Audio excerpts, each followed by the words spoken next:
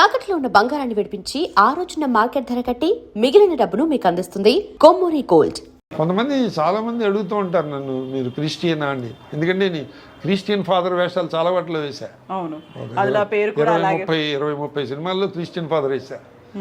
అంటే నేను వాళ్ళని వచ్చుకుంటారని చెప్పేసి అంటే తలకాయ ఇలా ఆవులాగా ఇలా ఏ చర్చికి వెళ్తారండి మీరు అని అడుగుతారు. మళ్ళీ మీరే చర్చికి వెళ్తారండి. నేను మెట్టుగడ్డ చర్చికి వెళ్తామండి అంటారు వాళ్ళు.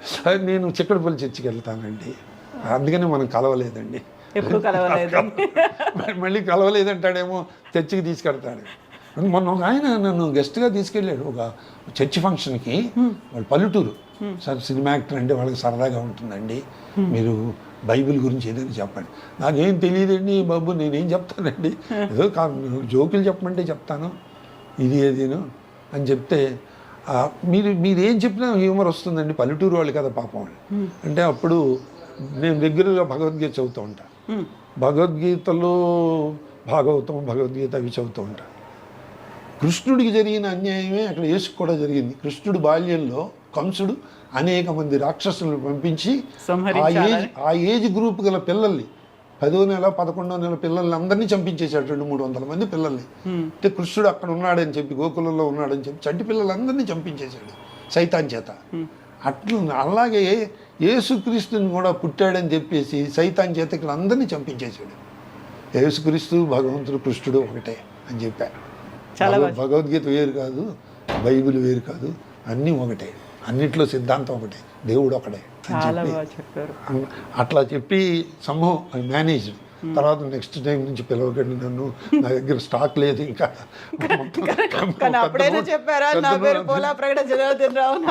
తెలుసు నాకు మిత్రుడే, నువ్వు వస్తే బాగుంటుంది గురువు అని. నందిగామ దగ్గర ఏదో పల్లెటూరు, వాళ్ళ ఇంట్లో పాపం వాళ్ళు భోజనం అది ఏర్పాటు చేసి నాన్ వెజిటేరియన్ అదంతా కూడా చేశారు. బాబోయ్ ఎందుకండి వచ్చిన కూడా నేను తినండి బాబు, నేను ఎందుకు నన్ను ఇలాంటి మర్యాదలు చేసి మొహమాట పెడతారు, వద్దండి నన్ను తీసుకెళ్ళకండి అదంటే. సరదాగా తీసుకెళ్ళాను లేవయ్యా, నాకు కంపెనీ ఉంటావని. ఓకే, ఇలా జరుగుతూ ఉంటాయి.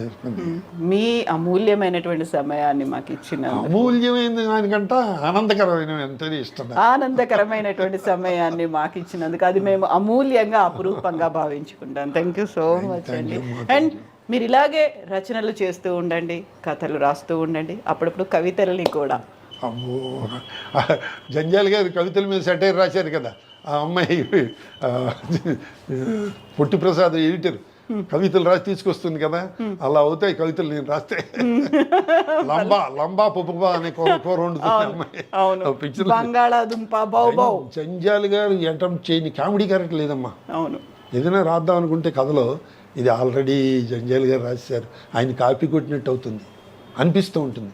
అన్ని క్యారెక్టర్లు రాశారు అందులో, ఎస్పెషల్లీ మధ్యతరగతి కుటుంబాలు. నేను ఏదో సినిమాలో నా కూతుర్ని బ్రహ్మానందం అడుగుతాడు, మీ అభిరుచులు ఏమిటని. పెసరపప్పు నానబోసి నిమ్మకాయ పిండుకుని దాంట్లో అభిరుచి అంటే చెప్తుంది. అట్లాగా ఎన్ని సెటైర్లు వేశారు ఆయన. అవును, బ్యూటిఫుల్ క్యారెక్టరైజేషన్స్. అంటే ఆయనకి మునిమాణిక్యం గారు, భవనిపాటి రాధాకృష్ణ గారు ఈ పుస్తకాలు అన్నీ చదివారండి. ఆయన చిన్నప్పటి నుంచి నటుడు, బేసికల్గా నటుడు. ఆయన నటుడు, రచయిత, దర్శకుడు. ఇలాంటి జరుగుతూ ఉంటాయి తమాషాగా. అంతే. మొన్న ఒక డైరెక్టరు, మలయాళీ డైరెక్టర్, ఆయన ఈ అమ్మాయి కీర్తి సురేష్ దాంట్లో వాళ్ళకి 70 ఏళ్ళ వాడు కావాలి చేస్తే, నన్ను అసిస్టెంట్ డైరెక్టర్ కొంచెం తెలిసిన వాళ్ళు కూడా నన్ను తీసుకెళ్ళాడు చేస్తే, ఆయన నన్ను అడిగారు, యు ఆర్ 80 years అంటున్నారు, can you do this role అని చెప్పి ఆ రోల్ గురించి చెప్పారు. ఎందుకంటే ఆ అమ్మాయి కీర్తి సురేష్ నాన్నగారి దగ్గర పనిచేసిన అకౌంటెంట్ నేను.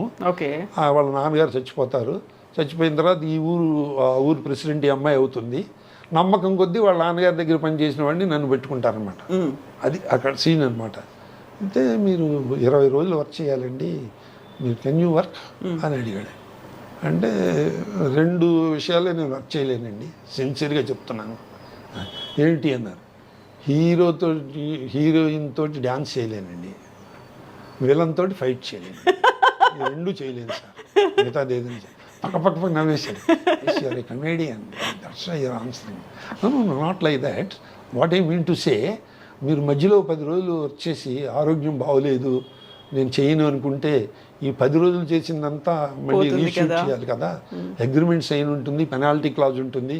నాకు ఇచ్చే రెమ్యూనరేషనే కాదు, వాళ్ళు అంతవరకు ఖర్చు పెట్టిన కోట్ల రూపాయలు పెనాల్టీ వేస్తారు. అగ్రిమెంట్ అంటే అలా ఉంటుంది. అందుకని చెప్తున్నాను నేను, కెన్ యువర్ హెల్త్ పర్మిట్ అన్నాడు. అంటే ఈ depend upon the facilities what ever మీకు చక్కగా ఇంటికి కారు పంపిస్తాం, అన్ని ఫెసిలిటీస్ బాగా. అయితే 20 రోజులు ఏంటంటే 30 రోజులు వేసుకోండి అన్న. ఇప్పుడు ఉద్యోగం అనేటువంటి ఆ పరిమితి లేదు కదా, ఫ్రీ బర్డ్. అవును కదా. అంటే ఇప్పుడు వచ్చిన న్యూసెన్స్ ఏమిటంటే ఇంకా ఎందుకు పెడతారు, ఆరోగ్యం పాడైపోతుందని డిస్కరేజ్ చేస్తున్నారు పిల్లలు పెళ్ళం. అమ్మగారి కూడా వింటున్నారేమో, అందుకే ఇలాగే మాట్లాడు. అది ఒక్కటే లేదు, అయినాకని ఏదో ఒకటి చెప్పి వెళ్తారు కదా. పాపం వాళ్ళకి నిజం చెప్పేస్తాలండి. నీవే చెప్తారు ఏదో ఒకటి కాదైతే. ఏదో ఒకటి చెప్తే మళ్ళీ అది గుర్తుపెట్టుకోవాలి, దాని కనెక్షన్ మళ్ళీ పెట్టుకోవాలి, ఇంకో 10 అబద్ధాలు రాసి నోట్ చేసుకొని ఎక్కడ పెట్టుకోవాలి. ఎందుకు వచ్చిన కూడా నిజమే ఎప్పుడు.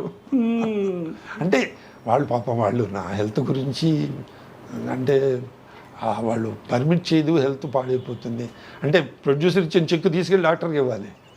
ఎందుకంత అవస్థపడ్డావు, అంత కష్టపడ్డావు ఎందుకు? నిజమే కదా, వాళ్ళ పాయింట్ ఆఫ్ వ్యూ వాళ్ళు they are correct. So true. అందుకని చెప్పానుగా, ఫైట్లు చేయలేడు, డ్యాన్స్ చేయలేడు. ఇంటర్వ్యూలో లేదు నా, ఎందుకంటే మమ్మల్ని అడిగేవాళ్ళు ఎవరు అడుగుతారు, మీరు తప్ప. ఆ విషయాలన్నీ పిల్లలకి తెలుసు, భార్యకి తెలుసు. 50 ఏళ్ళ నుంచి 60 ఏళ్ళ నుంచి వాళ్ళకి తెలుసు స్టోరీ అంతా. వాళ్ళు మళ్ళీ ఎందుకు అడుగుతారు, అబ్బా ఎవరు చెప్పారండి అంటారు. చాదస్తాం మీరు అనేది వస్తుంది ఒకవేళ చెప్పినా. చెప్పినవే చెప్తారు. బట్ మాకు చాలా కొత్త విషయాలు చెప్పారు అనుకుంటున్నాను. కాకపోతే కూడా గుర్తు చేసుకున్నాను చాలా బాగా. పోలా ప్రగడ జనార్దన్ రావు గారు జెన్నీ ఎలా అయ్యారు? ఒక్క విషయం అవడానికి ఏముంది, ఏదో గొంగళి పురుగు సీతాకోక చిగులికి అవడమా, అదేం లేదు.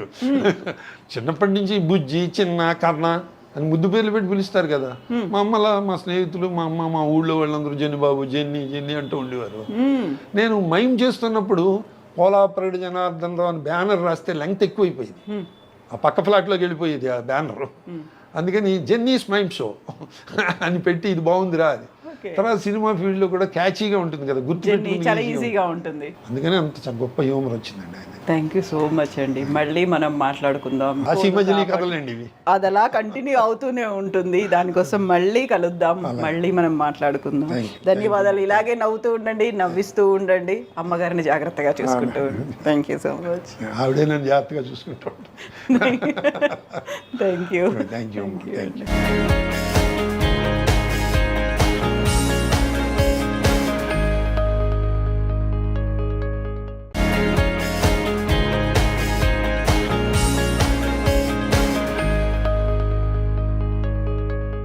And don't forget to subscribe to iDream. And for more videos, Please subscribe to iDream. Please subscribe to iDream. Please subscribe iDream. And please subscribe to iDream. For more videos, subscribe to iDream. please like, share and subscribe to the channel. Congratulations, iDream. Subscribe to iDream. Subscribe to iDream. So subscribe to iDream Media. iDream ki iDream team andarki huge congratulations. Please subscribe iDream Media. Please subscribe to iDream. Subscribe iDream. Please subscribe to iDream. iDream అంటే నా కళల ఛానల్ను subscribe చేసుకున్న నోరు తిరుగుతలేదు, మీరైతే గంట గుర్తు కొట్టండి. For more such videos, please subscribe to iDream. Subscribe to iDream. Please subscribe to iDream. Please subscribe iDream Media. Please do subscribe to iDream. Please subscribe to iDream Media. For best entertainment and information, please subscribe iDream.